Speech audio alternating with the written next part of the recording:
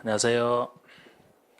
자, 문제집 73쪽 보세요. 73쪽에 지난주에 개발행위 허가 대상이지 아닌지 이제 그거까지 따져줬고, 허가 기준 중에서 형질병력 허가 기준 13,500원짜리까지 했습니다. 그럼 지금 이제 8번부터 할 차례인데요.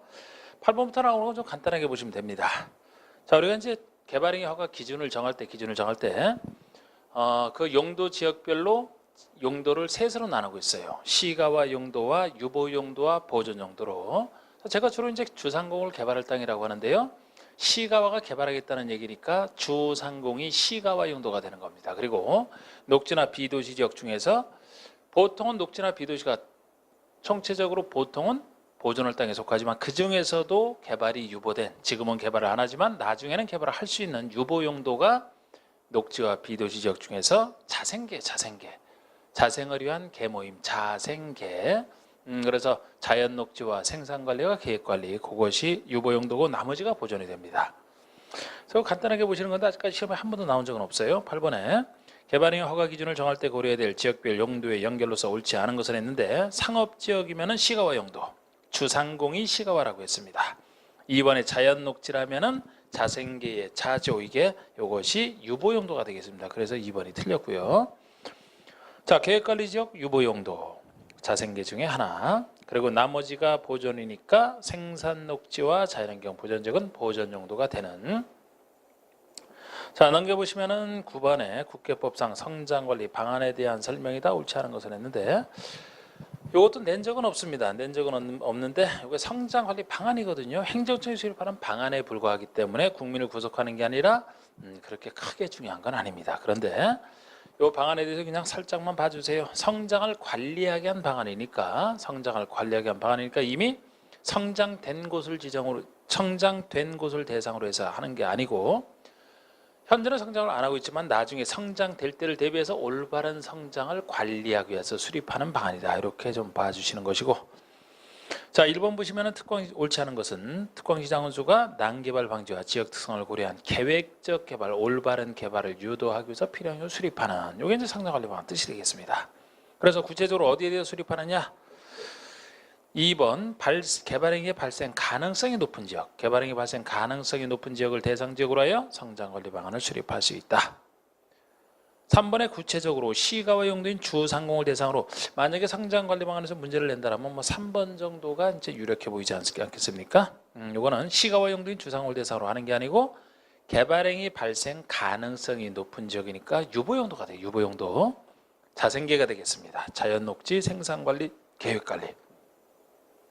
현재는 개발을 안 하고 있지만 나중에 개발될 때 대비해서 올바른 성장을 관리하게 한 방안이니까요. 유보용도 지역인 자생계를 대상으로 지정할 수 있다. 그게 틀렸습니다. 3번이 틀렸고요. 4번에 성장관리 방안에는 기반시설의 배치와 규모에 관한 사항이 포함되어야 한다. 그리고 성장관리 방안에는 건축의 용도 제한, 건폐율, 용적률에 관한 사항이 포함되어야 한다. 그러니까 성장관리 방안이니까 여기는 개발에 관련된 내용들이 들어가 있을 텐데, 기반시설에 대한 것이랑 용도 제한, 건폐율, 용적률, 이것은 앞에서 배웠던 지구단위 계획에서도 필수였습니다. 여기서도 이제 똑같은 개발이니까 필수가 되는데, 지구단위 계획 필수랑 비교를 해보시면 높이의 최고한도, 최저한도, 높이 제한만 빠졌죠. 그래서 나머지는 필수인데 높이 제한 하나만 빠졌다. 그래서 3번과 4번, 5번 이 정도를 좀 봐주시는. 그런데 시험에는 크게 중요한 건 아닙니다. 이거는. 그 다음에 10번도 개발행위 허가와 관련된 절차 등에 대한 설명이다. 이 중 가장 바르지 못한 설명은 개발행위를 하고자 하는 자는 해당의 개발행위에 따른 기반시설의 설치, 그에 필요한 용지 확보 등에 대한 계획서를 첨부한 신청서를 개발행위 허가권자에게 제출하게 되어 있고요. 2번에 개발밀도 관리구역에서는 기반시설의 설치나 그에 필요한 용지 확보에 대한 계획서를 제출하지 아니한다. 보통 기반시설에 대한 계획서는 보통 필요합니다만, 개발밀도 관리구역만큼은 개발밀도 관리구역이 개발밀도가 너무 심해서 기반 설치가 안 되는 곳 아닙니까? 기반 설치가 안 되는 곳이니까 기반시설에 대한 계획서는 당연히 제출할 필요가 없는 것이죠. 3번의 허가권자는 15일 내에 허가나 불허가 처분을 하고 허가증을 교부하거나 불허가 처분 사유를 서면으로 통지하라. 개발행위 허가 신청 들어갔을 때 15일 내 처리하게 돼 있어요. 15일 내에. 그러나 역시 이 15일 내 철회하는 얘기도 아직까지 나온 적은 한 번도 없는 4번의 이 경우 도시공객시설 부지 내에서는 개발행위 허가 전에 미리 주민의 의견을 들어야 된다. 자, 우리 주민의 의견은 해당 주민의 이해관계가 관련되는 사항에 대해서 듣는 거 아니겠습니까? 그래서 개별적인 개발행위 허가가 됐든 건축 허가가 됐든 개별적인 허가에 대해서는 주민의 의견을 들을 일이 없어요. 작은 일에는 안 듣는다고 보시면 돼. 큰 일에 대해서 듣는데 큰 일에 대해서 큰 일이 주민의 이해관계랑 관련돼 있기 때문에 전체 주민. 그래서 큰 일에 대해서 듣는데 큰 일 중에서도 예외적으로 반대가 뻔한 것은 반대를 피해가기 위해서 안 듣는 경우는 있습니다. 개발행위 허가라면 당연히 주민의 의견은 안 듣죠. 건축허가와 마찬가지로. 그래서 이게 틀린 부분이고 우리 개발행위 허가 전에 주민의 의견은 안 듣지만 도시공계획 사업의 시행에 지장을 주면 안 되기 때문에 도시공계획 사업 시행자의 의견은 듣는 게 있고요. 또 조건을 붙일 때는 신청한 자 의견은 듣습니다.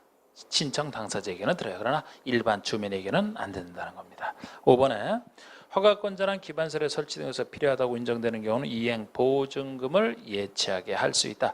공법에 나오는 모든 보증금은 못 믿을 때 부과하는 것이기 때문에 예치하게 할 수 있다예요. 믿음이 가면 예치시킬 필요가 없고 믿음이 안 갈 때 예치시키는 것이라 모든 보증금은 예치하게 할 수 있다가 임의적이 보통입니다. 그런데 단 국가 등이 시행하는 경우는 그러하지 아니하다. 국가, 지자체, 공공기관 등이라면 항상 어디서나 믿어주기 때문에 어디에서도 보증금을 낼 사람이 아닌 것이 공공기관 등입니다. 그래서 이것은 역시 10번 문제도 평상시에 잘 나오는 문제는 아닌데 여기서 나오는 얘기가 뭐 다른 데서도 쓸 수 있는 일반적 얘기이기 때문에 그냥 한번 살펴본 것이고요. 자, 그럼 이제 11번부터 나오는 거, 이것은 이제 중요한 얘기가 되겠습니다.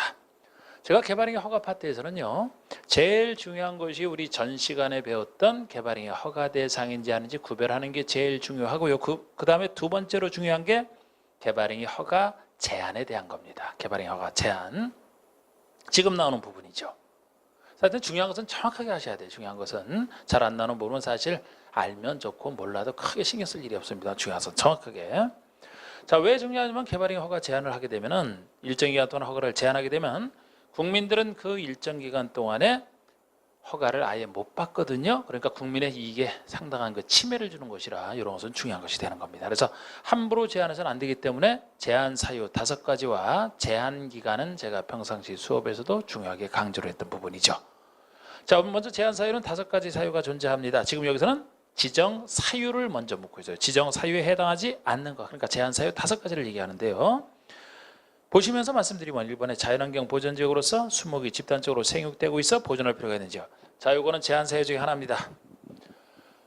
수목이 집단적으로 생육되고 있다, 아니면은 조수류가 집단적으로 서식하고 있다라든지 우량 농지 등등 보존할 필요가 있으면은 보존할 필요가 강하기 때문에 허가를 강행하면 안 되죠. 보존할 게 파괴되기 때문에. 그래서 허가를 제한하겠다는 건데, 근데 5가지 사유 중에서 요 사유면 지역이 한정돼 있어요. 이렇게 제한할 수 있는 지역이 한정돼 있거든요. 녹게 2군데입니다. 녹지 지역과 계획관리 지역. 녹지와 계획관리 지역.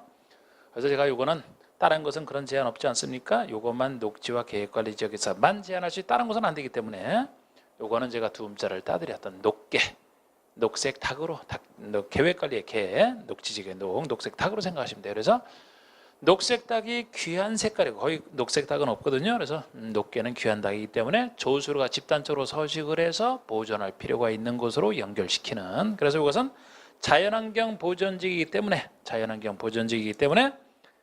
허가 제한을 할 수 없는 곳이 되는 겁니다. 이게 녹게 둘 중에 하나여야 돼요. 그래서 그걸 물은 겁니다. 그리고 두 번째는 지역인 지 나머지 지역과 상관없이 개발행위로 인하여 주변의 환경, 경관, 미관, 문화재 등이 크게 오염되거나 손상될 우려가 있더라면 개발행위를 강행하면 안 되잖아요. 허가 제한 가능합니다. 그리고 이 1번과 2번 사유에 대해서는 제한 기간도 아셔야 되는데 여기서 물은 건 아니지만 1회 안에 3년 내에서 제한할 수 있죠. 한 번에 한 차례만 3년 내에서 연장 안 됩니다. 이거는. 그리고 3, 4, 5번이 1회 하나에 2년 연장까지 해서 최대 5년까지 제한할 수 있다 하는 게 3, 4, 5번 사유인데요. 3+2 최대 5년까지 이렇게 물어보기도 합니다. 이거는 기관직이 이렇게 두 음자 땄던 거죠. 자, 3번이 관리계획을 수립하고 있는 지역입니다. 기본계획을 수립하고 있는 것도 여기 들어가죠. 기본계획을 수립하고 있거나 또는 관리계획을 수립하고 있는 광역은 없어요. 광역 지역에는 없기 때문에 도시군 기본계획의 기, 관리계획 관을 체크하시고 기관이죠. 이 두 가지 지역 중에 두 가지 계획 중에 하나를 수립하고 있는 지역으로서 해당 계획이 결정될 경우에 지역 등의 변경이 예상되고 그에 따라 허가 기준이 크게 달라질 것으로 예상되는 것을 얘기합니다. 4번이 지구 단위 계획표로 지정된 곳에 지구요, 기반설 부담구역으로 지정된 곳에 기, 이렇게 1번, 2번 관련된 것이랑 3, 4, 5번 기관지기, 별밤지기, 별밤을 지키는 뭐 등대지기, 이건 기관지기죠. 기관을 지키는 사람, 기관지기라 지킬 필요성이 커서 2년 연장까지 최대 5년까지 가능하다. 이 기간까지 알아두시는. 자, 그 해설에 그렇게 나와 있는 거 그거 잘 보시고요. 잘 보시고 우리 제한사유서도 해설에 녹지 계획관리직에 따른 밑줄을 그어놨죠. 녹계 그리고 기관지기가 나옵니다. 다른 곳은 안 돼요. 다른 곳은 제한할 수 없어요. 제한사유 5가지 있을 때만. 자, 그래서 12번, 13번이다. 거기에 관련된 얘기들인데 그만큼 개발행 허가 제한은 많이 나왔던 겁니다. 자, 뭐 12번 보시죠. 개발행 허가 제한과 관련된 것으로 옳은 것은 자, 1번 특광시장은 수요 하나요? 개발행위 허가를 제한할 수 있다. 개발행위 허가 제한권자는 다양합니다. 하나여가 틀렸어요. 특광시장 호수 외에 뭐 국장, 도지사 이런 사람도 가능하기 때문에 큰 의미는 없습니다. 뭐 하나여나 일단 의심을 해보셔야 되는 큰 의미는 없고 옳은 것 찾는 것이랑 그냥 요거를 틀린 지문으로 낸 거죠. 2번에 녹지와 계획관리적 녹계 두 군데네요. 녹계로서 수목이 집단적으로 생육되고 있는 지역에 대해서는 한 차례만 3년 내로 개발행위를 제한할 수 있으며 한 차례만 2년 내의 기간 동안 제한을 연장할 수 있다. 뒤가 틀렸습니다. 연장은 안 되죠. 연장되는 것은 기관지기만. 3번의 개발물도 관리구역으로 지정된 지역인 경우에 개발행위 허가 제한이 가능하다. 개발물도 관리구역은 허가 제한 사유가 아니죠. 없잖아요. 이거. 구역 중에서는 구역이라는 말 붙어있는 것 중에서는 지기밖에 없죠. 지구단위기획구역과 기반시설 부담구역, 개발물도 관리구역은 아예 제한 사유가 있어야지만 제한할 수 있어요. 이건 제한 사유 자체가 아닙니다. 구별하시라고 냈고요. 4번에 개발행위로 인해 주변의 환경, 경관, 미관, 문화재 등이 크게 오염되거나 손상될 우려가 있는 지역은 한 차례만 3년 내에서 허가를 제한할 수 있으며 허가 제한을 연장할 수 없다니까 정확합니다. 이게 정확히 맞고요. 5번에 기본계획 또는 관리계획을 수립하고 있는 지역으로서 일정 요건을 갖춘 지역은 기관 중에 하나 아닙니까? 한 차례 3년 내로 허가를 제한할 수 있으며 개발행위 허가 제한을 연장할 수는 없다. 연장할 수 있다. 뒤가 틀렸죠. 뒤가 틀렸습니다. 자, 13번도 뭐 기출문제지만 아주 쉬운 그것만 구별하면 되는 그런 문제가 되겠고요. 아주 쉽고 넘겨보세요. 14번 보시면 자, 이제 중공검사 대상이 나옵니다. 이 중공검사를 받아야 되는지 안 받아야 되는지 이것도 개발행위 허가 제한 다음에 의미가 있는 부분인데 자, 보통 개발행위를 완료하게 되면 중공검사를 받아야 됩니다. 원래 받아야 됩니다만 안 받는 거 2가지 구별하는 게 편해요. 자, 수많은 개발행위를 완료하고 나서 중공검사를 받아야 될 거 안 받는 거 2가지가 토지분할과 물건 쌓아놓는 행위입니다. 토지분할과 물건 쌓아놓는 행위.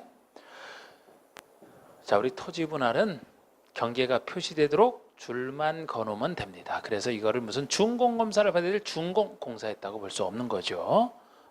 중공검사 받을 만한 공사 아니에요. 그리고 물건 쌓아놓는 것도 물건을 잘 안전하게 쌓아놓으면 되는 거지 세상에 물건 쌓아놨다고 해서 공사 끝냈다 이렇게 하는 사람은 없을 겁니다. 그래서 준공검사 대상 공사 끝나고 나서 받는 게 준공검사라 토지분할과 물건 쌓아놓는 이 2가지만 아니고 나머지는 다 받는다 보시면 돼요. 그러면 국회법상 개발행위를 완료한 후에 특광시장호수의 준공검사를 받아야 한다. 다음 중 그 대상이 아닌 것은 했는데 토지분할 이게 답이죠. 형질 변경, 건축, 공작물 설치, 토지 다 받습니다. 자, 이제 15번부터 나오는 게 이제 개발물도 관리구역과 기반시설 부담구역 얘기인데요. 자, 우리 개발행위 허가 파트에서 2가지 구역이 존재하죠. 우리 개발행위가 지속이 돼서 인구가 늘어나게 되면 인구가 늘어나는 것만큼 기반시설이 부족해서 새로운 개발행위에 따른 기반시설 설치 필요성에 따라서 2가지 구역이 존재하는데요.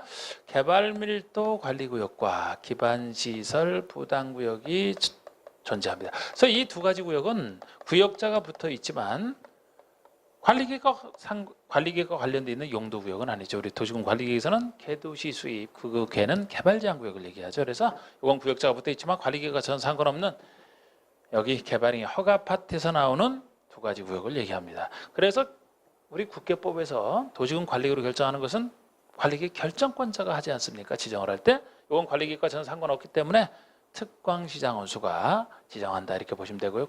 특광시장원수가 지방도시군의 심의를 거쳐서 지정하되 요것은 주민의견을 안 듣고 요거는 주민의견을 듣고 그 둘에서는 살짝 차이가 납니다. 우리 절차에서. 자, 우리 개발 밀도가 너무 심해서 관리 들어가는 기반 설치가 곤란할 정도로 이 말이 꼭 들어가죠. 설치가 곤란하다는 말이 꼭 들어가. 이 정도로 개발이 너무 심하기 때문에 관리하기 위해서 건폐율과 용적률을 강화하는 이게 개발도 관리의 뜻 아닙니까? 그래서 우리 건폐율과 용적률을 0이 정하는 바에 따라 강화한다. 이렇게 강화한다라. 개발도가 너무 심해서 이제부터라도 인구를 줄이겠다. 강화하겠다는 건데 0에서는 구체적으로 용적률만 50% 강화한다. 이렇게 돼 있지 건폐율은 손대지 않아요. 그래서 그냥 건폐율을 강화한다는 맞습니다. 그런데 50% 강화한다. 반까지 강화한다. 이 얘기는 용적률만 해당이 되는 것이지 건폐율은 손대지 않아요. 정확하게 아시고. 하여튼 이렇게 용적률 50%가 강화될 정도라면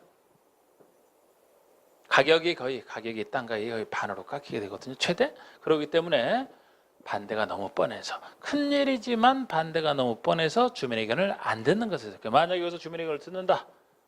지정할 수가 없어요. 네? 결사항전하기 때문에 주민들이 할 수가 없어요. 그래서 이건 안 듣는다. 그러나 기반시설 부담구역은 기반시설을 부담시키는 땅이거든요. 그래서 기반시설을 부족하게 만든 사람, 기반시설을 부족하게 만든 신축, 중축 행위를 하는 자에게 당신 때문에 기반시설을 부족하게 됐으니까 기반시설을 부담시키겠다라고 해서 나온 거라. 여기서는 이제 기반시설 부담구역에서는 신축, 중축 행위를 하는 자는 설치 비용을 내야 돼요. 돈은 내야 되지만 나중에 보시면 20% 범위 내에서 내기 때문에 돈을 조금 내서라도 기반시설 설치를 하게 되면 본인 부동산 값이 더 올라갈 수 있기 때문에 여기서는 주민의 의견을 안 들을 이유가 없어요. 듣습니다. 그게 둘의 차이점이에요. 간단하게 보시고 먼저 뜻이 중요하고 개발도 가지고 벌써 이 뜻으로 다 한 겁니다. 핵심은 다 한 거예요. 여기서 얘기가 많이 나오죠. 여기서. 그러면 기반시설 부담구역은 기반시설을 설치는 가능한 걸 전제로 해서 기반시설을 부담시키기 위해서 지정하기 때문에 개발밀도 관리구역 외의 지역을 대상으로 합니다. 개발밀도 관리구역 외의 지역을 대상으로 여기는 설치가 안 되는 곳이잖아. 그것만 아닌 곳이면 가능하다. 이렇게 보시면 돼요. 우리 개발밀도 관리구역에서도 구체적으로는 기반시설 설치가 곤란할 정도로 개발이 심한 곳이라 지역상으로는 주상공 중에 하나가 됩니다. 주상공이 아니고서는 이렇게 개발이 심하게 될 수가 없거든요. 그리고 요거 할 때도 이런 경우에 어디에 지정을 해야 되느냐. 제가 뭐 상세한 것보다도 지금 간략하게 일단 설명하고 들어가려고요. 자, 우리 기반시설 부담구역은 어디에 지정을 해야 되느냐. 기존의 행위제한이 완화되거나 해제된다라면은 완화되거나 행위제한이 해제되는 것만큼 인구가 늘어나기 때문에 지정을 해야만 됩니다. 근데 행위제한이 강화된다면 강화되는 것만큼 기존의 인구가 줄어들어요. 줄어들으니까 기반시설 부족할 일이 없어요. 남아돌지. 그래서 행위제한이 완화되거나 해제되는 것이면 지정해야 된다. 강화되는 것이면 안 된다. 이 논리를 기본적으로 하시고 구체적으로 어느 정도 완화되는지 숫자도 나오는데 개발밀도 관리구역이든 기반시설 부담구역이든 대부분 이제 이자가 제일 많은데 특히 기반시설 부담구역에서 이자랑 관련된 게 참 많습니다. 그런데 이자가 아닌 특별한 경우 일자 두 가지가 엄밀하게 존재하는데요. 자, 우리 개발행위 건수가 20% 이상 늘었다. 20% 이상 늘었다는 인구 증가율이 다른 것보다 20% 이상 높다. 그러면 지정을 해야 돼. 구체적 숫자는 그렇게 합니다.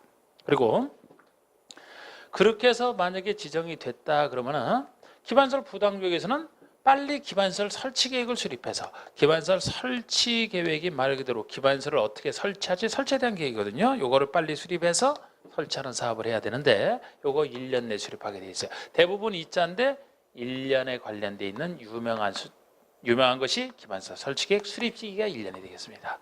요거 외에도 기반시설 부담구역의 그 지정 규모가 10만 제곱미터 이상 그래서 일자 또 하나 있는데 그거는 시험엔 잘 안 나오고 요거는 이제 중요한 숫자 중에 하나죠. 1년 내 설치계획을 수립해야 되고 1년 내 설치계획을 수립하지 않았다라면 그 다음 날 기반시설 부담구역은 해제된 것으로 보는 1년 해제로 관련돼 있는 거. 그리고 기반시설 설치계획을 통해서 이제 설치를 한다 칩시다. 설치를 한다라면은 어떤 기반시설을 그럼 설치를 해야 되느냐. 갑자기 인구가 늘어나서 부족하게 된 생활에 관련된 작은 기반시설들 생각하시면 돼요. 완화만 돼도 꼭 지정을 해야 되거든요. 그럼 얼마나 많이 지정이 되겠습니까? 일단 도로부터 부족하게 될 거예요. 골목길 포함해서 도로 설치를 해야 되고 상수도 하수도 이런 거 부족할 거 아닙니까? 공원이나 녹지 같은 것도 설치를 해야 돼요. 그래야지 그곳에 가서 산책을 하고 그러지. 그런데 도로는 들어가도 철도라든지 항만 이런 큰 건 당연히 설치할 필요가 없고요. 그죠? 그리고 특히 여기서 많이 물었던 것은 학교도 설치를 해야 됩니다. 학교에서 대학은 아니에요. 이거는 여러 번 물었어요. 대학이라면 뭐 사이버대학 포함해서 모든 대학은 이런 기반시설 부담구역 지정할 때마다 꼭 설치되는 건 아니잖아요. 그래서 대학은 제외 뭐 그런 얘기가 있고, 그 다음에 여기서 이제 이 설치에 따라 설치를 할 때 설치 비용을, 기반시설 설치 비용을 누가 낼 것이냐, 설치 비용을 누가 낼 것이냐, 인구 늘어나게 한 사람, 신축 중축 행위를 한 자죠. 다른 수많은 개발행위 다 인구를 직접 늘어나게 하진 않습니다. 개축과 재축만 하더라도 종전 범위 내에 수 있기 때문에 대상이 아니고, 형질병했다고 인구 늘어나지 않아요. 건물을 지어야 인구가 늘어나지. 그래서 건물의 신축과 증축되는 것만큼 인구가 추가로 늘어난 부분인데, 이것도 면적이 기존 연면적 포함해서 200제곱미터를 넘는 초과하는 신축 증축을 전제로 합니다. 2자잖아. 2자. 이것도 200 이하라면 뭐 자연스러운 인구 증가라 보고 200을 넘는 신축 중축이 설치비용 내야 될 사람이고, 요 사람이 결국 내야 될 사람이라는 건 상당히 중요한 얘기인데, 요 사람을 살짝 말을 바꾸더라도, 혹시나 해서 말을 바꾸더라도 당연히 대비를 하셔야 돼요. 옷을 바꿔 입었다고 그 사람을 몰라보면 안 됩니다. 예를 들어서 200을 넘는 신축 중축 행위를 하는 자가 돈을 낸다 그랬죠? 그러면 이 사람이 직접 건축에 나오면 이 사람이 돈 내는 거 맞지만, 이 사람이 만약에 건축행위를 다른 사람에게 일을 맡겼어요.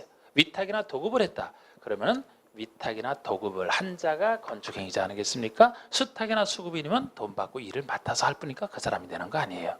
위탁 도급인. 그리고 다른 사람 땅을 빌려서 만약에 건축행위를 했다면 토지 소유자가 신축 중축 행위를 한 건 아니죠. 토지소유자가 내는 게 아니고 건축행위를 한 자, 즉 신축 중축 행위를 한 자가 내는 겁니다. 또 이 신축 중축 행위를 하는 자가 공사 완료 전에 이 건축주지를 승계했다면 승계한 자가 건축주가 되죠. 그런 건 당연히 모습을 바꾸더라도 보셔야 되고, 이 설치 비용을 구체적으로는 어떻게 계산할 것이냐, 아직 계산 문제 나온 적은 없어요. 그런데 설치 비용을 만약에 계산한다면 주어진 것 중에서 판단하면 단순합니다. 항상 기반시설을 설치하기 위해서는 설치할 땅을 확보를 해야 되죠. 그 땅이 용지 비용이죠. 용지를 구입하는 데는 용지 비용이 주어져 있으면 요거랑 이 용지를 구입한 상태에서 이 기반시설을 설치해야 되지 않습니까? 그게 시설할 때 들어가는 시설 비용이라 해요. 그래서 용지 비용에다가 표준 시설 비용이 있으면은 요 시설 비용을 갖다가 조용히 합쳐주면 돼요. 용지 구입하고 시설을 하니까. 근데 이것이 이제 제곱미터당 얼마로 표시되기 때문에 요 합산한 금액에다가 부가대상 연면적 크기를 곱해줘야 면적 크기에 따른 부가가 되는 겁니다. 신축을 300에 따르면 300을 곱해주는 것이죠. 근데 이렇게 하는 게 보통 계산인데, 여기다 하나만 더 민간 부담률을 곱해주면 끝입니다. 우리 민간 부담률 역시 대부분 있자 20%거든요. 그러니까 0.1을 곱해주는 거예요. 기반시설 부담구역이 아닌 곳이면 기반시설은 주로 행정청에 설치하지 않습니까? 그런데 기반시설 부담구역이면 민간에게 부담시킨다 해도 다는 아니에요. 민간 부담률 20% 범위 내에서 부담하기 때문에 큰 부담 없습니다. 나머지 80%는 국가지자체가 내겠다는 얘기지. 그래서 이게 이제 기반시설 설치 비용 부가 나오더라도 계산하면 이렇게 하시면 되고, 아직까지는 낸 적은 없습니다. 그런데 만약에 기반시설 부담 계획을 세웠다면, 부담 계획은 임의적이에요. 부담 계획 세웠다면 이에 따를 수 있는데, 없으면 이제 이렇게 계산하는 겁니다. 그리고 이때 설치 비용은 언제까지, 납부음자는 언제까지 내야 되느냐? 사용 승인 시까지. 공사 다 끝나고 사용 승인 시까지 내야 돼요. 그때까지 안 내게 되면 사용 승인은 안 내줄 테니까 꼭 내게 돼 있습니다. 사용 승인 시까지. 그리고 낼 때 돈은 뭐로 내느냐? 현금이 어디서나 원칙이에요. 현금에는 이제 카드 포함. 그런데 현금 납부를 원칙으로 하되 토지라는 물납 예외적으로 인정이 됩니다. 직접 지을 부지를 제공하겠다? 이걸 왜 막겠습니까? 현금이 원칙이지만 토지라는 물납 가능하다. 자, 이 정도면 핵심은 다 말씀드렸는데 지금. 자, 한번 봅시다. 15번의 국가법상 개발물도 관리구에 대한 설명이다. 옳은 것은 자, 1번 특광시장 운수가 기반시설 설치가 곤란한 지역을 대상으로. 누가요? 특광시장 운수가 관리계획 결정권 아닌 건 국계법에 나온 거 대부분 특광시장 운수라고 보시면 돼요. 그리고 설치가 곤란할 정도로 개발이 심한 곳을 대상으로 한다? 정확합니다. 그 전에 뭐 기반시설 설치가 곤란한 지역을 대상으로 기반시설 부담구역 지정한다, 그렇게 틀리게 낸 단순한 문제도 있었죠. 이번에 개발물도 관리구역은 관리계획 결정으로 지정한다? 관리계획 내용이 아닌데 왜 관리계획 결정으로 하겠습니까? 아니에요. 3번의 개발물도 관리구역은 도시지역과 주변지역이 지정할 수 있다. 주상공이 주상공. 주상공 정도가 돼야 그렇게 개발이 될 수 있다 그랬죠. 도시지역과 주변지역까지 지정되는 것은 앞에서 배웠던 구역 중에서 시가와 조정구역입니다. 무질서한 시가자가 일어날 수 있는 시가와 조정구역이지 개발물도 관리구역은 시가와 조정구역보다 더 독하게 개발된 곳이야. 주상공만.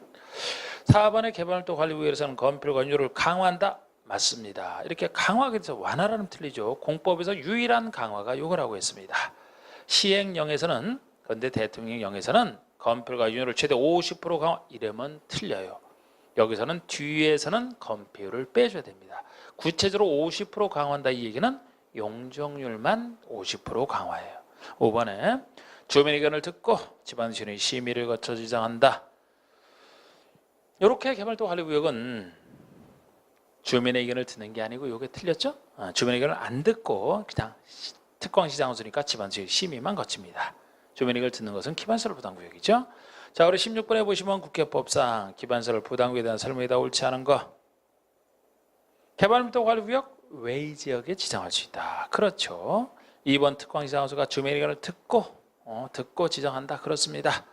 3번의 개발의 건수가 전년도 건수보다 20% 이상 증가된 지역 또는 전년도 인구 증가율이 그 지역에 속하는 특관시군 인구 증가율보다 20%다 이하리알 높다 지정해야 됩니다. 그 다음에 4번의 기반시설 부담구역 지정고시로부터 3년이 될 때까지 기반시설 설치계획을 수립하지 않으면 그 다음날에 기반시설 부담구역은 해제된 것으로 본다. 이것이 유명한 1년짜리예요. 기반시설 부담구역은 대부분 2자가 나오는데 요거는 대표적인 1년짜리입니다. 시류 규정에서 제일 작은 1년 시류예요. 1년 시류. 5번의 기반시설 부담구역은 기반시설이 적절하게 배치될수록 최소 10만 제곱미터 이상 규모가 되도록 하라. 이것도 이제 일자 중에 하나인데 이 두 가지만 빼놓고 나머지는 다 이자랑 관련돼 있죠. 그 다음에 17번에 여러분 17번이 기출문제인데 뭐 이게 이제 생각하기 좋은 오히려 이런 게 훌륭한 문제죠. 이런 게. 자, 우리 국회법상 기반시설 부담구역 지정 대상이 될 수 없는 지역. 자, 제가 아까 행위 제한이 완화되거나 해제되면 지정해야 되고 강화된다 그러면 지정 안 한다라고 했는데 요거를 이해하는지 못하는지를 이제 풀어쓴 문제가 되겠습니다. 그래서 자, 우리 17번 보시면은 시가와 조정구역에서 해제되어 개발이 집중됐다. 이게 바로 행위 제한 해제를 얘기하는 거예요. 시가와 조정구역이 개발을 못하게 막는 곳인데 여기가 해제가 되면 해제돼서 개발이 집중되는 것만큼 인구가 확 늘어나겠죠. 이번에 계획관리지역에서 3종 일반주거지로 변경된다라면은 행위 제한은 완화되는 것을 얘기합니다. 계획관리는 용적률 최대한도가 100인데 3종 일반주거는 용적률 최대한도가 300이 돼요. 굉장히 늘어납니다. 완화죠. 지정해야 됩니다. 3번에 주거지역에서 자연환경 보전지역으로 변경된다. 이것은 행위 제한이 엄청나게 강화되는 곳이죠. 강화. 자, 우리 주거지역은 용적률 기억 잘 안 나시겠지만 최대치가 용 500%거든요. 자연환경 보전지역은 80%가 돼. 엄청나게 인구가 확 줄어들기 때문에 강화예요. 그죠?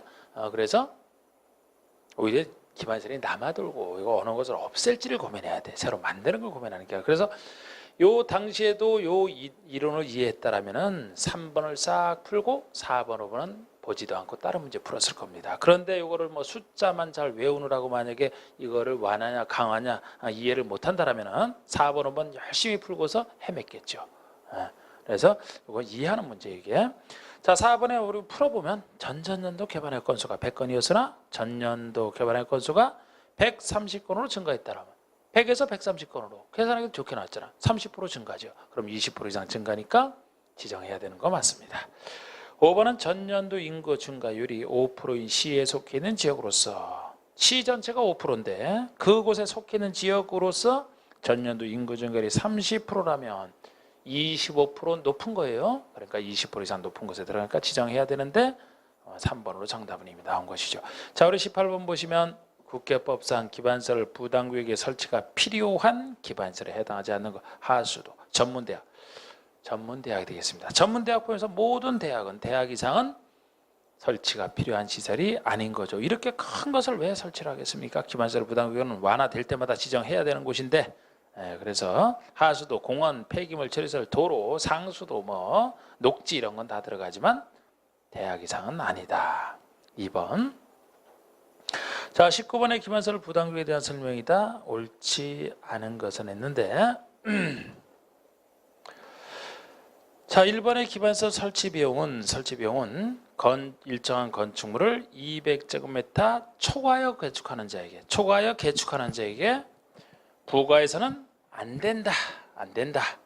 지금 200을 초과하여 개축이에요. 개축이기 때문에 부과해서는 안 된다는 표현이 맞는 겁니다. 아까 제가 200을 넘는 신축과 증축 행위를 하는 자잖아. 개축이라면 이거는 부과 대상이 아닌 겁니다. 안 된다니까 맞는 것이고, 2번이 기반설 표준 시설 비용과 용지 비용을 합산한 금액에 부과 대상 연면적과 민간 부담률을 곱한 금액으로 하되, 기반설 부담 계획을 수립한 경우에는 그 부담 계획에 따른다. 이것도 그래서 여기 이제 기반설 설치 비용에 대한 얘기죠.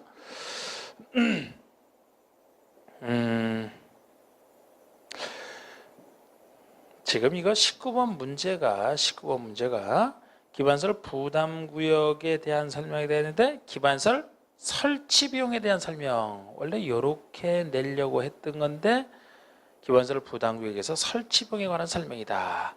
지금 설치 비용을 전제로 해서 기반설 부담구역을요, 기반설 설치 비용이라고 살짝 바꿔놓고 보세요.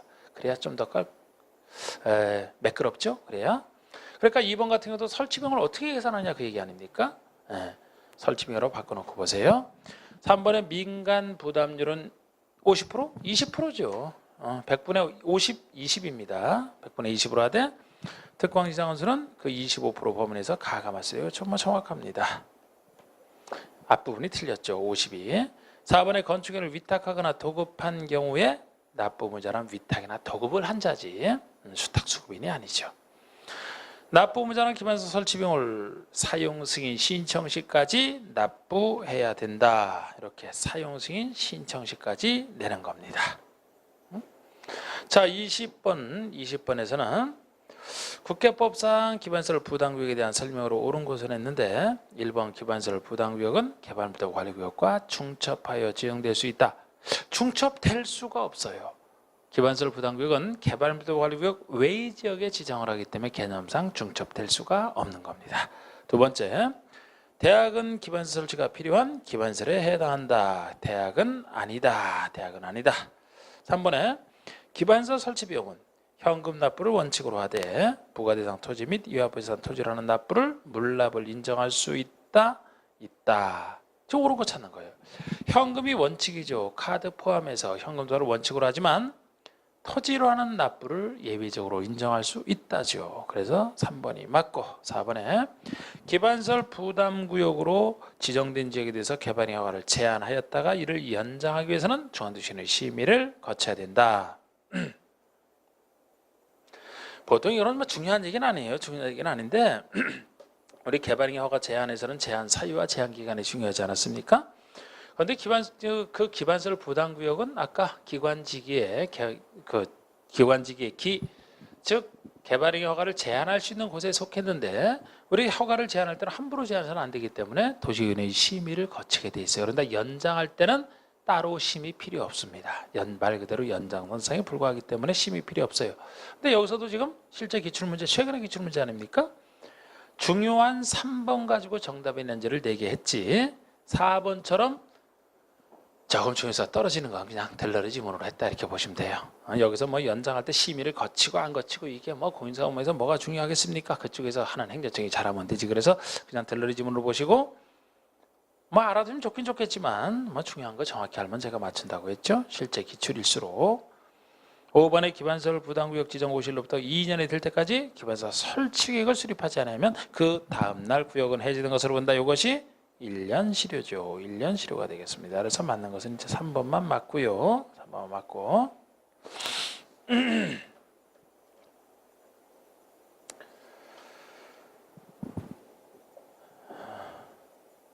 자, 뭐 21번도 뭐 같은 얘기라고 보시면 돼요. 같은 얘기라고 보시면 됩니다.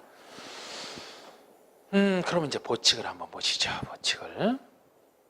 하여튼 저는 기출문제가 아닌 부분은 제가 만든 문제인데 만든 문제라면은 거의 뭐 이상한 지문은 일부러 안 내서 여러분들 공부시키는 게 목적이기 때문에. 그런데 여기 간혹가다 소개되어 있는 기출문제 같은 경우는 기출문제에서 엄선한 것이지만 대부분의 기출문제에서 한두 지문 이상한 지문은 정답 아닙니다. 그건 델러리 지문으로 보통 낼 수 있어요. 중요한 부분에서 정답을 내는 게 보통입니다. 그래서 좀 낯선 지문들 좀 평상시에 좀 안 배운 낯선 지문들이 있으면 그 정답 거의 아니라고 보시고 중요한 지문에서 찾으면 되겠습니다. 실제 기출일수록 좀 유념 항상 주의하시고. 자, 우리 보칙 중에서는 그냥 뭐 두 문제 정도만 고르는, 요새 보칙은 잘 나오는 추세가 아니에요. 그래서 한 두 문제 정도만 간략하게 이것도 이제 많이 한 겁니다. 자, 우리 보칙 중에서 타인 토지 출입할 때 그 절차와 청문에 대한 거 이 두 가지만 했고 그 두 가지로 충분합니다. 다른 보칙 빼고. 자, 우리 다음 국회법상 타인 토지 출입이나 일시상 장애물 변경 제거에 대한 절차이다. 옳은 것은 각종 계획 세울 때 기초조사를 위해서 타인의 토지에 단순히 출입할 때 이건 타인 토지에 전혀 해가 없어요. 그리고 일시 사용이나 장애물 변경 제거는 일시 사용할 때도 뭐 재료적지나 임시 통로로 쓰는 것이고 장애물이면 귀한 소유물이기 때문에 이 세 가지 권리 중에서 타인 토지 출입이 절차가 좀 더 간단하고 일시사용 장애물 변경 제거는 좀 더 절차가 셉니다. 자, 참고로 타인 토지 출입할 때는 당사자의 동의 받는 거 아니에요. 전혀 이 타인 토지랑 관련 없는 특광시장업소의 허가를 받습니다. 지금 여기 타인 토지에 들어갈 사람이 일반 민간인이 아니에요. 기초조사를 수립할 행정청이지 행정청이 특광시장업소의 허가를 받는다 쉽게 내줍니다. 그래서 타인 토지 출입할 때는 특광시장업소의 허가를 받고 그 다음에 당사자인 소유자, 점유자 또는 관리인에게는 이 사람들이 모르기 때문에 좀 더 미리 알려주라 7일 전 통지가 있어요. 원칙이. 근데 일시사용과 장애물 변경 제거는 타인의 토지에 해가 크기 때문에 특광시장업소의 허가가 아니고 당사자인 소유자, 점유자 또는 관리인의 사전 동의를 받고 소유자 등은 모르니까 동의를 통해서 알고 있으니까 3일 전 통지로 족합니다. 그래서 언제까지 통지하느냐 이것이 뭐 바뀐 이후에도 7일 전, 3일 전에서 바뀐 이후에도 아직 문제는 낸 적은 없는데 그렇게 잘 나오는 건 아니라고 했잖아요. 그렇습니다. 자, 1번에 일출 전 일무로 야간이죠. 야간에 택지 등의 출입 시에는 소유자 승낙, 점유자 승낙을 받아야 돼요. 제가 아까 타인 토지 출입할 때는 특광시장업소 허가와 그리고 소유자 등에게 7일 전 통지라고 했는데 야간에 택지 등에 출입할 때는 따로 점유자의 승낙을 따로 받아야 돼. 야간에 갑자기 출입하러 들어가면 현장에 있는 점유자가 깜짝 놀라기 때문에 점유자 승낙을 따로 받아라는 이유로 생각하시면 됩니다. 이번에 타인 토지에 출입하고자 하는 자는 소유자, 점유자 또는 관리인에게 출입하고자 하는 날에 3일 전 통지만 하면 출입이 가능하다. 7일 전 통지라는 거. 3번에 타인의 토지를 임시 통로로 일시 사용하고자 하는 자는 소유자, 점유자 또는 관리인의 사전 동의와 3일 전 통지다. 일시 사용과 장애물 변경 제거 같이 다루고 있어요. 소유자 등의 사전 동의를 받고 당사자에게 3일 전 통지 충분한 이게 맞습니다. 4번에 위 3의 경우 소유자, 점유자 또는 관리인이 현장에 없어 동의를 받을 수 없다면 행정청이 시행자만큼은 그 허가 필요 없이 행정청이 시행자만큼은 소유자 등에 대한 3일 전 통지만으로 족하다. 자, 우리 일시사용과 장애물 변경 제거할 때 동의를 받을 수 없을 때 절차인데요. 행정청은 그 당사자의 동의를 받을 수 없다면 행정청이 시행자는 특광시장업소에게 통지하고 3일 전 통지해야 돼요. 만약에 행정청이 아닌 시행자면 특광시장에서 허가를 받고 3일 전 통지입니다. 그래서 이 부분도 3일 전 통지만으로 족하다. 그 많이 아니고 해설처럼 미리 특광시장업소에게 통지를 하라는 거예요. 통지. 그리고 5번에 손실이 발생한 경우 그 행위자 또는 도중기사 사업 시행자가 손실을 보상해야 된다. 행위자가 아니고 행위자가 속한 행정청이 보상 조치해야 돼요. 시행자는 시행자 맞는데 아니 조사 측량하러 들어간 공무원이 무슨 잘못으로 본인이 손실을 보상하겠습니까? 시킨 행정청이 보상을 해야지 뭐 그 논리.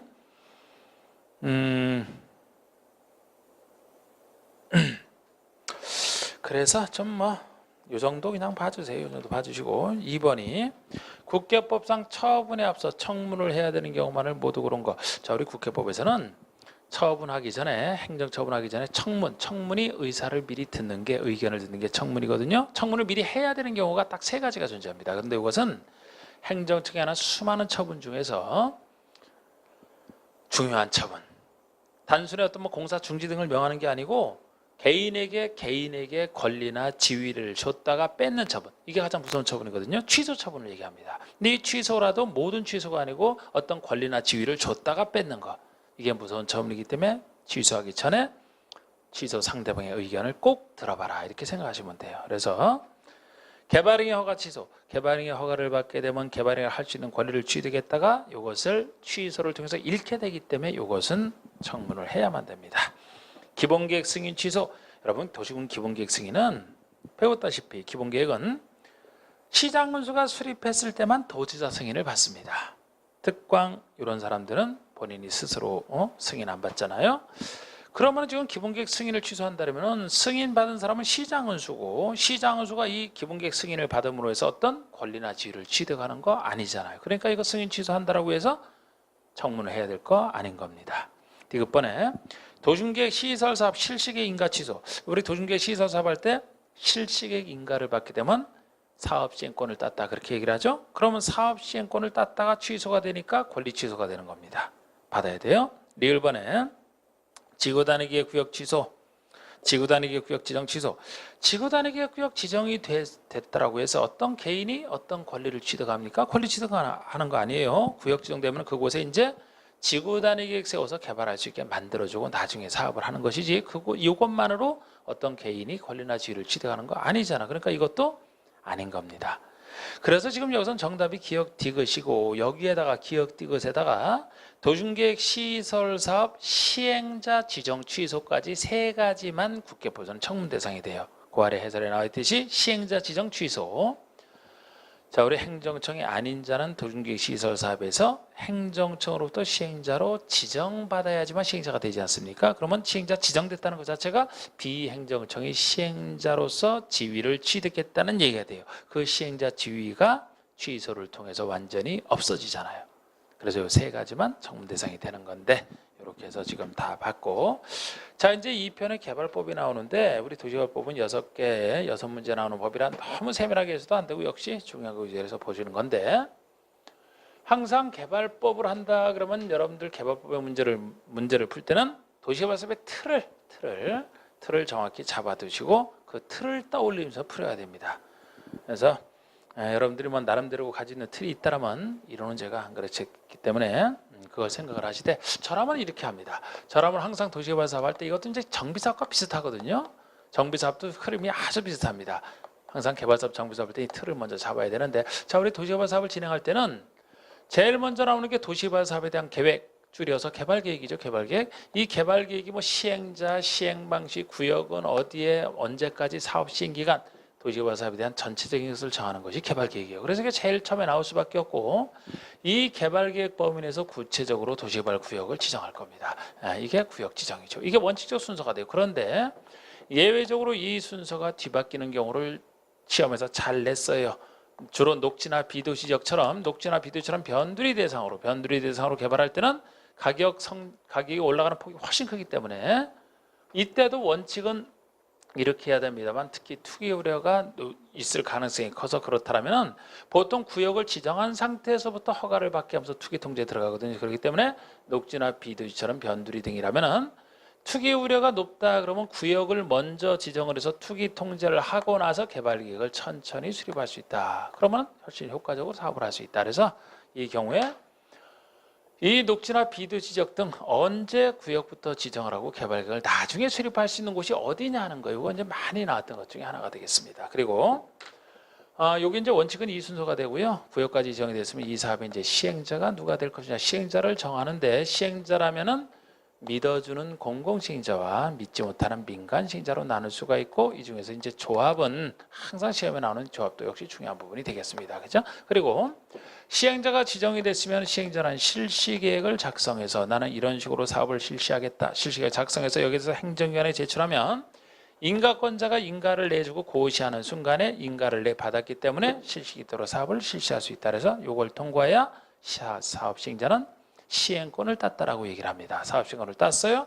그러면 사업시행권 땄으면 공사를 하면 됩니다만, 우리 개발법에서는 그 공사 들어가기 전에 누구에게 무엇을 주겠다, 이것이 먼저 필요하기 때문에, 그리고 그것은 도시개발 사업 세 가지 방식에 따라 이름이 달라지기 때문에 세 가지 방식을 써보면 수용 사용 방식, 수용 사용 방식을 택해서 할 수도 있고, 땅과 땅을 바꿔주는 환지 방식을 택해서 할 수도 있고, 이 둘을 섞어 쓰는 혼용 방식을 이 세 가지 중에 하나의 방식이고, 이 세 가지 방식 중에 뭐를 가지고 할지는 개발기에서 정합니다. 앞에서 개발서 정하기 때문에 여기서는 공통점이에요. 공통점인데 요거 다음에서 달라지기 때문에 이렇게 제가 적어놨고, 수용 사용 방식으로 지금까지 해왔다면 실식이 인가고시 다음에 나오는 계획이 공급 계획입니다. 공급에 대한 계획이에요. 그래서 이제 공급 계획 세워놓고 공사를 시작해서 공사가 끝나면 뭐 준공검사 공사하려고 공고를 하고 공급을 하겠죠. 근데 환지 방식으로 하게 되면은 환지 계획이 나와요. 환지를 누구에게 줄지 환지 계획을 세워놓고 나서 환지 계획에서 인가를 받습니다. 환지 계획 인가를 받고, 그 다음에 공사 시작해서 공사가 끝났다면 공사 끝났을 때는 항상 준공검사를 받고 공사 완료 공고를 최종으로 하지 않습니까? 그런데 여기는 이제 그 공사 끝나고 나서 조성된 환지를 계획이 정하는 따라 출사하는 게 주는 환지 처분까지 나와 있기 때문에 여기서 주로 이제 공사기간을 표시해 놨는데, 이 공사기간이 장기간이다 그러면 중간에 환지 예정지가 들어갈 수가 있어요. 다른 절차는 사업을 하기 위해서 다 거쳐야 되는 절차지만 환지 예정지는 지정할 수도 있고 임의적 안 할 수도 있다. 차이점. 그래서 최소 이 정도 틀은 잡고 제가 하면서 항상 할 때 수용 사용과 환지 이 차이점을 아셔야 돼. 느낌을 잡아야지만 사업 방식에 따라 달라지니까. 예를 들어 이 땅이 구역이고 여기에 대해서 수용 사용을 한다면은 뭐 수용 사용, 수용이 소유권 뺏어오는 거, 사용은 사용권만 가져오는 거 아닙니까? 대부분 이제 수용을 통해서 하겠죠. 여기 A, B, C 구역 내 토지 소유자가 있다 그러면 시행자가 만약에 수용 사용 방식을 한다면은 시행자가 이 사람들 땅을 취득을 하는 거예요. 수용을 통해서 보상금 주고 내보낸 상태에서 이 사람이 취득을 한 상태에서 공사를 쭉 해서 여기 있는 사람 내보냈으니까 여기 있는 사람이 줄 필요 없죠. 일반인 대상으로 쭉 공급하는 게 수용 사용 방식이에요. 그래서 큰 사업에 적합합니다. 그 대신 단점이 초기 수용 보상금 때문에 돈이 많이 들어간다는 단점이 존재해요. 그래서 나중에 보시면은 여기서 돈이 워낙 많이 들어가는 방식이다 보니까 공공과 민간을 나눴고 민간은 차별하는 게 여기서 생기는 거예요. 여기서 생기는 겁니다. 환지라면은 교환할 환자 땅 짓자니까 여기 있는 사람들이 아까 수용사용처럼 돈 받고 나갈 사람이 아니고 이 사람들이 자기 땅을 가지고 사업에 참여를 해서 그 땅을 제공하고 새로운 땅을 환지로 받는. 그래서 여기서는 환지를 누가 받아요? 여기 있는 사람들이 받습니다. 아까 다르잖아. 아까 수용사용에서는 나가고 일반인에게 준다 그랬어요. 그런데 여기는 환지를 여기에 사업에 참여하는 토지자가 그대로 받기 때문에 작은 방식이 될 수밖에, 작은 방식이 적합한 것입니다. 그래서 이런 특색이 있어서 주로 환지에서는 이제 민간 당사자인 토지 소유자나 조합이 시행자가 되는 게 특징이 되는 거예요. 이런 식으로 차이가 납니다. 혼용을 섞어 쓰는 것이고요. 자, 그리고 제가 이 도시개발 사업을 할 때 도시개발 사업에 관련된 행정청에만 한 번으로 정리를 끝내는데, 이 도시개발 사업에 관련된 것을 전제로 해서 행정청이라면은 이 구역의 지정권자가 다 한다 이렇게 보시면 돼요. 구역의 지정권자가 이 사람이 다 합니다. 이 구역의 지정권자라는 사람이 구체적으로는 원칙적으로는 시도지사, 특별시장, 광역시장, 도지사 이 사람이 지정을 하고 대도시에서만 인구 50만 이상인 대도시에서만 대도시장이 하죠. 그래서 원칙이 시도지사, 대도시장이고 예외적으로 국토교통부 장관이 지정권을 행사하는 거 이것도 많이 물었어요. 이것도 많이 물은 것 중에 속합니다. 그죠? 자, 요 사람이 지정권자인데 이 사람들을 풀었을 필요도 그냥 여기든 여기가 됐든 지정권자라고 답하시면 돼요. 대부분 지정권자예요. 하나 빼고 대부분이지 다는 아니죠. 그래서 요것만 지정권자가 아니기 때문에 요거를 따로 기억을 하셔야 돼요. 환지객 인가는 시장의수 구청장에게 받습니다. 기초지자체장인 시장의수 구청장에게. 제주도에서만 이제 특별자치도지사가 있죠. 그래서 특별자치도지사, 시장의수 구청장이 환지객 인가권자이고 요것만 지정권자가 아니고 환지객 요 사람이기 때문에 요것만 따로 물어본 적도 있어요. 뭐 다른 걸 물어보는 게 아니고 좀 구별되는 걸 좀 물어보지 않습니까? 요거 따르기 위해서 나머지는 다 지정권자. 예를 들어 행정청이라면 지정권자라고. 개발계획은 시행자 전의 계획이니까 행정청이 만드는 계획이에요. 시행자 이후에 나오는 계획은 시행할 사람이 만들거든요. 그러니까 개발계획은 지정권자가 구역 지정하기 전에 개발계획을 지정권자가 수립한다. 구역 이 사람이 지정합니다. 시행자 아무나 안 되고 12사람 자격 있는 자가 있는데 12사람 자격 있는 자 중에서 지정권자가 지정을 하는 게 시행자가 돼요. 조합 만들 때 나중에 설립인가 받아야 됩니다. 설립인가 지정권자에게 받는 거예요. 그리고 실시계획은 시행자가 작성은 하지만 인가라면 지정권자에게 받습니다. 여기 공급계획 시행자가 작성해서 지정권자에게 제출이에요. 요거 따로 있죠? 그리고 여기 안 써놨지만 중공사, 공사완료 공고 다 행정청 지정권자가 하고 여기 없는 내용도 제가 큰 틀에서만 적어놨으니까 개발법에 나오면서 요것이 아닌 것은 다 행정처라면 지정권자 이렇게 보시면 딱 정리가 됩니다. 그리고 개발법에 나오는 동의요건도 조금 더 쉽게 하기 위해서는 이 동의요건에서 중심이 되는 동의요건을 딱 잡아놓고 그렇지 않은 예외 세 가지를 따로 기억하시는 중심이 되는 동의가 뭐냐면은 면적 기준으로 3분의 2 이상에 해당하는 면적 3분의 2 이상에 해당하는 소유자 동의와 소유자 동의를 받고 밑이에요. 플러스 또는이 아니죠. 소유자 총수, 면적 3분의 2, 소유자 총수 2분의 1 이상에 해당하는 동의를 일반 동의로 보고 그렇지 않은 예외 세 가지를 따로 기억하시는 게 좋은데 일단 이렇게 해놓고서 틀을 잡아놓고 제가 이 지정권자도 좀 더 이 사람이 지정권자인데 이 틀에서는 그럼 행정청에서 이 사람이 아닌 시장운수구청장은 뭐 하는 사람이냐? 시장운수구청장은 본인 관할구에서 구역을 지정할 필요가 있다면 지정을 못하기 때문에 바로 윗사람인 시도지사 지정권자에게 바로 윗사람이 시도지사죠. 구역정을 요청하는 요청권자라고 합니다. 이 사람은 요청을 시도지사에게 하는 거예요. 그럼 이 사람이 지정을 해줍니다. 또 이 시행자가 될 수 있는 자 중에서 구역정을 제한할 수 있는 제한권이 있어요. 만약에 이 사람들이 구역정되기 전에 만약에 구역정을 제한하게 되면 이 사람들을 먼저 시행자로 지정해 줄 수 우선적으로 지정해 줄 수도 있거든요. 자, 그런데 제안을 누가 하느냐? 누구에게 정확하게 보셔야 되는데 이 시행자가 될 수 있는 12사람 중에서 행정청이나 조합을 제외한 행정청이나 조합을 제외한 시행자가 될 수 있는 자 요 사람들이 제한권자인데 지금 이 사람 중에서 지금 정확하게는 행정청이나 조합을 제외한 시행자가 될 수 있는 자예요. 그럼 이 사람들은 제한권자가 아니라는 얘기인데 이것도 낸 적이 있고 자 우리 행정청은 제한을 인정할 필요가 없죠. 제일 작은 게 요청권자고 나머지는 지정권자인데 왜 따로 제한을 인정합니까? 그죠? 그리고 조합이라면 개념상 제한권자가 될 수가 없어요. 여러분 조합은 다른 시행자는 그전부터 있던 사람이지만 조합만큼은 도시개발에서 새로 만든 것이라 구역 지정 이후에 설립인가 봐서 조합 나중에 절차를 거쳐 만들지 않습니까? 그러면 구역 지정 이후에 만들어지는 게 조합인데 구역 지정을 제한할 수 있다? 말이 안 되죠. 말이 안 되지. 제한할 수가 없지. 구역 지정 이후에 만들어지는 것이라. 그래서 행정이나 조합을 제외한 시행자가 대신 제한하는데 이 제한할 때도 보통 제한이면 구역지정권자에게 제한하는 게 보통일 것 같은데 아니고 요청권자인 시장건축구청에 제한하기 때문에 이것도 특이한 겁니다. 그리고 제한할 때도 민간 시행자가 제한할 때는 민간이 괜히 제한했다 받아들여줬더니면 민간이라 제대로 일 안 할까 봐 민간이 제한할 때는 면적 3분의 2 이상 동의를 얻습니다. 면적 3분의 2 이상에 해당하는 소유자 동의를 얻어야 돼요. 여기 소유자 속에는 이제 지상업자도 포함되어 있습니다만 이거 아까 일반 동의에 대한 예외 중에 하나가 되겠습니다. 총수 2분의 1은 없잖아. 예외. 그래서 지금 요렇게 틀만 딱 일단 한번 이 흐름을 항상 기억하시라고 이 틀만 좀 적어놨습니다. 자, 좀 쉬었다가 진행하겠습니다.